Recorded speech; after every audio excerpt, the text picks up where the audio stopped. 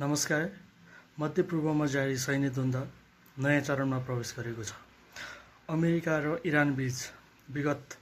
5 महिनादेखि लामो युद्धले अहिले नयाँ मोड लिएको छ। अमेरिकन कङ्ग्रेसका एक सांसदले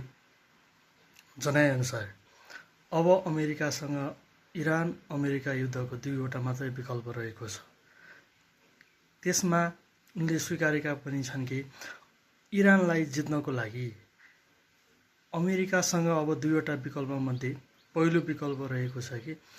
इरानमाथि चाहिँ भीषण सैन्य आक्रमण गर्ने र मध्यपूर्वमा रहेका अमेरिकी सहयोगी राष्ट्रहरूको सहयोग लिएर इरानमाथि चाहिँ व्यापक आक्रमण गरेर उसको चाहिँ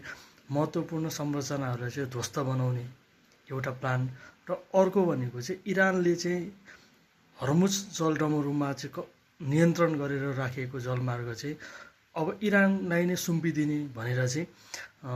दुईवटा मात्रै विकल्प चाहिँ अब अमेरिकाको हातमा रहेको छ भनेर चाहिँ अमेरिकन कङ्ग्रेसको एक सांसदले चाहिँ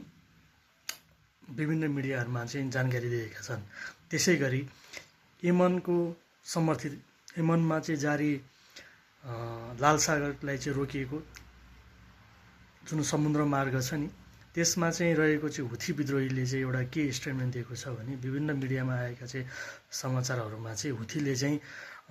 लाल सागरबाट निर्वाध रूपमा जाने व्यापारिक जहाजहरूमाथि चाहिँ शुल्क उठाउन लागेको छ भनेर आएको मिडियामा आएको समाचार चाहिँ त्यो पूर्ण भ्रामक रहेको भनेर चाहिँ जानकारी दिएको छ भने उसले चाहिँ अमेरिकन र इजरायली सरकारसँग अथवा त्यो राष्ट्रसँग त्यो सम्बन्धित पानी जहाजहरूलाई चाहिँ अवरोध गरेको, अरूलाई चाहिँ निर्वाध रूपले सञ्चालन गर्न दिएको भनेर चाहिँ जानकारी दिएको छ।